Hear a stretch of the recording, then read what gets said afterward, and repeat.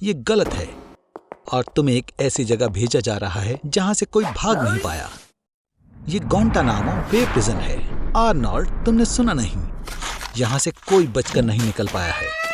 उन्होंने कोशिश भी नहीं की क्योंकि ये नामुमकिन है। और अगर कोई कोशिश करता भी है तो उसे 20 सेंटीमीटर मोटे मेटल के दरवाजों का सामना करना पड़ेगा, कॉरिडोर्स की भूल भुलैया और कैमरों की नजरों से बचना पड़ेगा, गार्ड डॉग से लड़ना पड़ेगा, 5 मीटर ऊंची हाई वोल्टेज की इलेक्ट्रिक फेंस को पार करना होगा, नुकीली तारों से निकलना पड़ेगा और हर सेक्टर में बहुत सारे गार्ड से बचना होगा।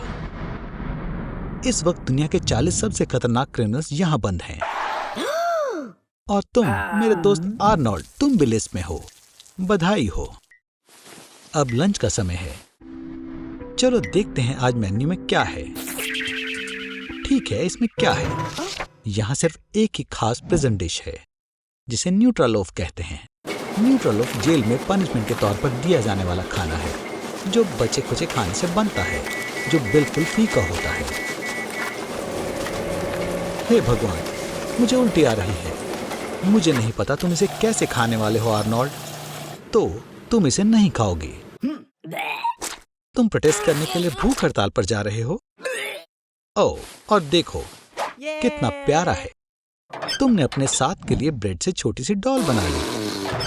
3 days later. ये क्या है? वाओ, तुम्हारा ब्रेड फ्रेंड तुम्हें बचाने आया है। आर्नोल्ड, तुम आजाद हो। बस एक सवाल है कि एक वॉकिंग ब्रेड मैन के पास हाई पावर्ड लेजर वेपन कहां से आया? खैर, चिंता मत करो, आज तुम्हें बहुत अच्छे काम करने का मौका मिलेगा। पूरा प्लैनेट चाइना के डायरिया वायरस से इन्फेक्टेड है, पर मैंने तुम्हारे खून को बना दिया है एकमात्र मौजूदा वैक्सीन। दुनिया में 7 बिलियन लोग हैं और सब तुम्हें ढूंढ रहे हैं। 195 कंट्रीज ने तुम्हारी फोटोज हर मुमकिन मीडिया पर पोस्ट कर दी है।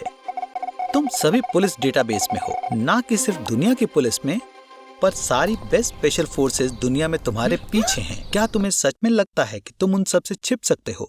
तुम सोशल मीडिया में हर स्मार्टफोन में हो। तुम ग्रेटा थुनबर्ग से भी ज्यादा मशहूर बन चुके हो। मुझे यकीन है कि वो अब तुमसे जलेगी। आखिरकार तुम असल में इंसानियत को बचाने में मदद कर सकते हो। बस उन्हें अपना खून दो, आखिरी बूंद तक। French National Gendarmerie, Chinese snow leopards. पर जाहिर है कोई आम स्टूडेंट भी तुम्हें पकड़ सकता है। बिग ब्रदर तुम्हें देख रहा है। न्यूयॉर्क शहर में अकेले वहां 20,000 सर्वेलेंस कैमरास हैं। वो फोटोज लेते हैं, चेहरे पर खास फीचर्स, नाक, आंख, मुंह के बीच की दूरी की तुलना करते हैं। डेटा पर्सन के न्यूमेरिक कोड में बदल गया, एक फेस प्रिंट, और इसे डेटाबेस के साथ वेरीफाई किया जाता है। ये बिल्ट इन इंफ्रारेड LED वाले ग्लासेस तुम्हें कैमरा से अपना चेहरा छिपाने में मदद करेंगे। उनके लिए तुम्हारा चेहरा ग्लोइंग ब्लाइंड स्पॉट जैसा दिखेगा। थोड़ा सा रुको, तुम बैटरी भूल गए थे। इतना काफी नहीं है, तुम्हें भेस बदलने की जरूरत है। इतने सारे डोनट्स खाने का आइडिया बेकार था। उन्होंने गैसों के एक्सेसिव एक्यूमुलेशन को उकसाया। हवाओं को बाहर निकालो। The next day.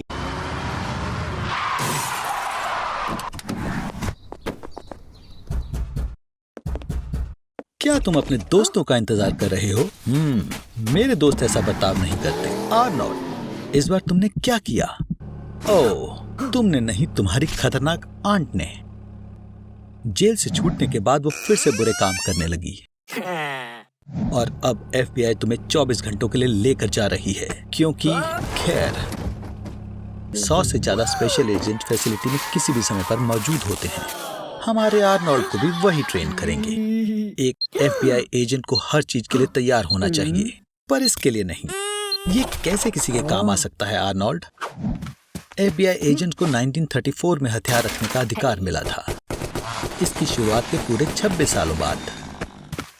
आजकल मार्कमैनशिप की ट्रेनिंग बहुत जरूरी है और सबसे इम्पोर्टेंट कोर्स भी, और लगता है कि आर्नोल्ड अच्छा कर रहा है। ट्रेनिंग के सभी स्टेजेस को अच्छे से पार करने के बाद हमारा आर्नोल्ड 24 घंटों के लिए FBI एजेंट बन जाएगा। अच्छी संगत है आर्नी। शुक्र है कि एक टिप ऑफ मिल गई, बिल्कुल जो आर्नोल्ड को नहीं मिली थी। FBI ने पता लगा लिया कि उसकी आंट का साथी कहाँ रहता है, एक बदनाम बाइकर जिसका नाम बफेलो जोय है, और अब उसे पकड़ने के लिए एक स्पेशल ऑपरेशन किया जा रहा है। ये है हमारा सस्पेक्ट। सभी तैयार हो जाओ। ओह चलो भी आर्नोल्ड, तुम हमेशा पीछे रह जाते हो। आर्नोल्ड चलो भी, तुम्हारे साथियों को तुम्हारी मदद चाहिए। तुम इस तरह से कैसे पकड़ोगे? वाकई ये नहीं हो सकता। तुम्हारी बेवकूफी तुम्हारे काम आ गई। अब तुम्हें कैदी से पूछताछ करने का मौका मिलेगा। खैर आर्नोल्ड, जवाब लेने के लिए तुम्हें सवाल पूछने पड़ेंगे, और वो कहते हैं चुप रहना अच्छा है। ओह तुम्हारे पास एक आइडिया है ना? तुम उसे अच्छे बर्ताव के बारे में सिखाओगे। हे भगवान, ये काफी अच्छा तरीका है। आर्नोल्ड, मैं तुम्हें समझ नहीं पाया। मुझे नहीं लगा था कि तुम इस पहलवान को छोटे बच्चे की तरह बोलने पर मजबूर कर दोगे। खैर आर्नोल्ड, तुम बहुत जल्द ही अपनी आंट को पकड़ने वाले हो। तुम्हें इतने सारे पैसे कहाँ से मिले? आर्नोल्ड, क्या तुमने अपनी किडनी बेच दी? नहीं, लगता है तुम्हें किसी ने फंसाया है और तुम जेल जा रहे हो। यहाँ पर एक हायरार्की चल रही। बैंक रॉबर्स और गैंग लीडर्स को सबसे ज्यादा रिस्पेक्ट मिलती है, पर आर्नी दोस्त, यहाँ पर सख्त बनने का नाटक करना बेकार है। खैर, कम से कम तुम कुछ पैसे तो कमा सको। जर्मनी, स्वीडन और नॉर्वे के प्रिजन्स के प्रिजनर सबसे ज्यादा पैसे कमाते हैं। हॉल्डन के प्रिजन में तुम एक महीने में 1600 बकरूनिस कमा सकते हो। और इटली में एक प्रिजन रेस्टोरेंट है जहाँ सिर्फ बदनाम माफिया काम करते हैं, और वहाँ के शेफ वार्डन से ज्यादा पैसे कमाते हैं। ठीक है आर्नी, तुम्हें भागने के बारे में सोचना है। तुम्हें बस अपनी सेल को तोड़ना है, कुछ गार्ड से निपटना है और एग्जिट ढूंढना है। ये प्लान जरूर काम करेगा, पर शायद तुम कोई और रास्ता ढूंढना चाहोगे। ब्राजील में आपके पास जल्दी आजाद होने का मौका होता है। एक्सरसाइज बाइक पर 16 घंटे बिताने पर आपकी सजा 1 दिन कम हो जाएगी। एक किताब को पढ़ने से 4 दिन कम हो जाएंगे। तुम डिजाइनर कपड़ों को भी बुन सकते हो। 3 दिन काम करने पर 1 दिन कम हो जाएगा, और तुम्हें इसके पैसे भी मिलेंगे। आर्नोल्ड, ये तुम्हारे लिए। लगता है ये दोनों प्रिजनर भागने का प्लान बना रहे हैं। आर्नोल्ड, क्या तुम यहाँ से भागना चाहते हो? चलो भी आर्नोल्ड, चाबियां चुराओ। ओह, लगता है तुम मुसीबत में हो। कभी कभी एक प्रिजनर का इंश्योरेंस गार्ड के इंश्योरेंस से बेहतर होता है। हर साल $16,000 तक। तुम जेल में लकी हो। एडी एक्सप्लोरर से भागना नामुमकिन है। सेल्स 11 बाय 6.5 फीट की है, एक आर्मर्ड डोर के साथ, और कंक्रीट प्लम्बिंग है। शॉवर टाइम पर चलता है, और विंडो 4 इंच से भी कम चौड़ी है। यहाँ प्रिजनर अपने दिन के 23 घंटे आइसोलेशन में बिताते हैं। आर्नोल्ड, तुम बच गए। अब तुम्हें ये सोचने की जरूरत है तुम्हें किसने फंसाया। तुम्हें जवाब खुद ही मिल गया। ओह नहीं, फिर से नहीं।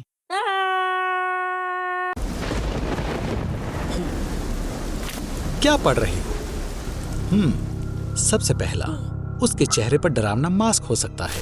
ओह आर्नी, क्या तुम वाकई इसे अकेले पार्क में पढ़ना चाहते हो? मैनिएक का दूसरा साइन, उसके हाथ में चाकू या और भी हथियार हो सकते हैं। क्या तुम वाकई तीसरा साइन जानना चाहते हो? मैनिएक के पास बहुत बड़ा सिलिकॉन। रुको, ये नहीं है। वो हमेशा बिना किसी वार्निंग के हमला करता है। अपनी जान बचाने के लिए लड़ो आर्नोल्ड। किसी तरह उस मैनिएक का ध्यान भटकाने की कोशिश करो और भाग जाओ।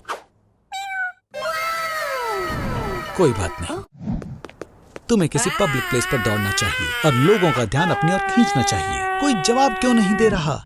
साइकोलॉजिस्ट कहते हैं मदद मांगने की बजाय फायर फायर चिल्लाओ। इस तरह लोग तुम्हें जल्दी से नोटिस करेंगे।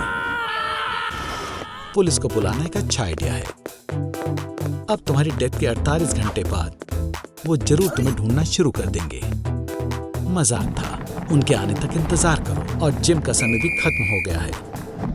ऐसा लगता है कि तुम बच निकलने में सफल रहे, लेकिन अभी खुशी मनाने में जल्दबाजी ना करो। कुछ मैनिएक महीनों तक अपने शिकार की तलाश करते हैं और पता लगा लेते हैं कि वो आगे कहाँ जाएंगे। वैसे अंधेरी गलियां छुपने के लिए एक बुरी जगह है। ऐसा लगता है कि कुछ भी तुम्हारे काम नहीं आएगा, सिवाय खैर शायद एक चीज काम आए। अपने आप को उस मैनिएक की तरह बना लो। मैनिएक के इरादे अलग अलग हो सकते हैं। कुछ को पावर चाहिए, बाकी अपने भ्रम में ही जीते हैं, और कुछ अपने आप को सोसाइटी के प्योरीफायर मानते हैं।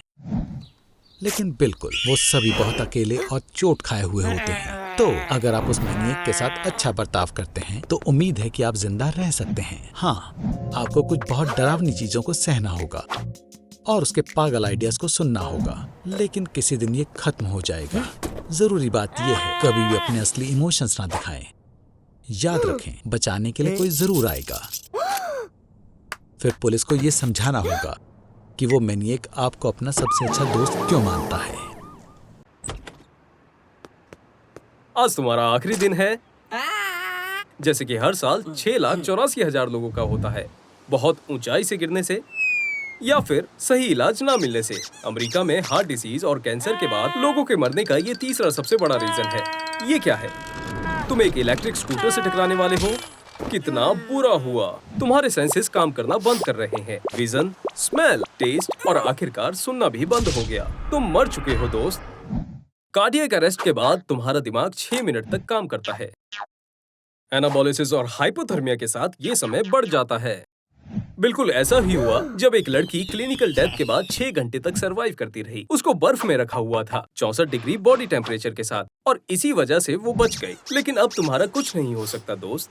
1 मिनट में तुमने अपनी बॉडी का 10% ऑक्सीजन गवा दिया है। ओह, और अपना वॉलेट भी। तुम्हारे दिल ने ब्लड पंप करना बंद कर दिया है और ब्लड क्लॉट्स भी बनने शुरू हो गए हैं। लेकिन तुम्हारा दिमाग अब पहले से ज्यादा अच्छे से काम कर रहा है। एक 87 साल के आदमी का इलेक्ट्रॉन सेफलोग्राम किया जा रहा था, तभी अचानक उसे हार्ट अटैक आ गया। उनके मरने से 15 सेकंड पहले ईईजी डिटेक्टर से उनके दिमाग में अलग वेव देखी गई थी। ऐसी वेव्स तब आती हैं जब हम सपने देख रहे हों या मेडिटेशन कर रहे हों। इससे ये पता चलता है कि मरने के वक्त तुम अपनी पूरी जिंदगी एक पल में देख लेते हो। आर्नोल्ड, इस समय तुम्हारा डोपामीन आमतौर से 12 गुना ज्यादा है और सेरोटोनिन भी 20 गुना ज्यादा है। यही वजह है कि तुम इस समय अच्छे सपने देख रहे हो। क्लिनिकल डेथ के दौरान सिर्फ 15% लोग कुछ खतरनाक देखते हैं। बाकी के लोग अपनी फैमिली के चेहरे देखते हैं। एनिमल्स और प्लांट्स कुछ खास वक्त को और यहाँ तक कि क्लासिक व्हाइट लाइट को भी देखते हैं। इसके अलावा थॉमस एडिसन के आखिरी शब्द थे, ये जगह बहुत सुंदर है। हे, ऐसा पहले भी हुआ है। आर्नोल्ड, क्या तुम्हें कुछ याद नहीं? क्या पता हमारी पूरी जिंदगी बस एक झूठ हो और इस समय हम बस डेथ के बाद होने वाले वक्त को देख रहे हो। हमारा दिमाग हमारे सामने सिर्फ वो आखिरी वक्त ला रहा हो। और ऐसा लगता है उसे भूख लग रही है। आर्नोल्ड, देखो, ये तुम हो, पर फ्यूचर से। रुको, उसे तुम्हारे कपड़े नहीं चाहिए, उसे मदद चाहिए। तभी तुम साल 2050 में जा रहे हो। ओ दोस्त, लोग ऐसा ब्राइट फ्यूचर तो नहीं सोच रहे थे। वाकई 2050 में अर्थ ग्लोबल वार्मिंग से सफर कर रही है। प्लैनेट की आबादी बढ़कर 10 बिलियन तक पहुंच चुकी है। इतनी ज्यादा आबादी की वजह से ताजे पानी की कमी हो चुकी है। क्या तुम सोच सकते हो? प्लैनेट तबाह होने के कगार पर है और वो पेप्सी के लिए लड़ रहे हैं। ठीक है, चलो वापस मिशन पर चलें। 2050 में सबके अंदर साइबरनेटिक इम्प्लांट्स होंगे और जैसे कि दुश्मन के ड्रोन्स इम्प्लांट्स का 10 किलोमीटर की दूरी से पता लगा सकते हैं, तो तुम आर्नोल्ड 2050 में सबसे ज्यादा अनडिटेक्टेबल और सुरक्षित इंसान हो। तुम ही एक हो जो इस जंग का नतीजा बदल सकते हो। सिपाहियों, असेंबल। तो आर्नोल्ड, दुश्मन को नॉर्थ की तरफ देखा गया है, लेकिन रास्ते में इलेक्ट्रोमैग्नेटिक बंदूकें हैं। तोपों के गोलों की जगह वो इलेक्ट्रिक इम्पल्स फायर करते हैं और इम्पल्स की स्पीड 7000 किलोमीटर पर आवर से भी ज्यादा होती है। हमें शेल्टर ढूंढना होगा, जल्दी। सबवे के अंदर चलो। तुम गन से तो बच गए आर्नोल्ड, लेकिन अब यहाँ और मुसीबतें भी हैं। ड्रोन स्कैनर से डिटेक्ट हो रहे हैं और तुम चिंता मत करो आर्नोल्ड। याद रखना, इन ड्रोन्स का ध्यान तुम पर नहीं जाएगा। तुम्हें बस उनसे आगे जाना है और उनकी पावर बंद करनी है। बहुत बढ़िया किया आर्नोल्ड। जरूर तुम जैसों के लिए ये फ्यूचर तैयार नहीं था। लगे रहो दोस्त, तुम लगभग पहुंच गए। अब वापस से जमीन पर जाने का समय है। आर्नोल्ड, तुम्हारे चारों तरफ बहुत सारे दुश्मन हैं। एक्सोसूट के अंदर जाओ, उसके साथ तुम सुपर सोल्जर बन जाओगे और बिना थके ज्यादा दूर तक जा पाओगे। और सारी फिजिकल एक्सरसाइजेस पहले के मुकाबले 20 गुना ज्यादा आसान हो जाएंगी। अब तुम्हें कोई नहीं रोक सकता आर्नोल्ड। अब तुम्हें बस कंट्रोल्स का पता लगाना है। आर्नोल्ड, नहीं, तुमने खुद को फ्यूचर में मार दिया। ठीक है, खैर शोक मनाने का समय नहीं है। तुम्हारे दुश्मन आ रहे हैं। तुम्हारे पास फ्लेम थ्रोअर है, उसका इस्तेमाल करो। ओह हाँ, किसी ने सोचा नहीं होगा कि एक दिन हॉलीवुड में भी ये होगा। आर्नोल्ड, देखो रॉकेट। आर्नोल्ड, क्या तुम ठीक हो? आर्नोल्ड, तुम बहुत गंभीर रूप से जख्मी हुए थे, तो डॉक्टर ने तुम में कुछ अपग्रेड्स किए हैं, बिल्कुल नए जैसा। लेकिन एक दिक्कत है, अब हमें बिना इम्प्लांट्स के एक और सिपाही चाहिए होगा और तुम्हें समय में पीछे जाकर उसे ढूंढ कर लाना होगा। और ये रहा तुम्हारा वॉलंटियर, उसे पोर्टल में लेकर आओ। डेज़ा वू, लगता है मैंने पहले भी ये सब कहीं देखा है।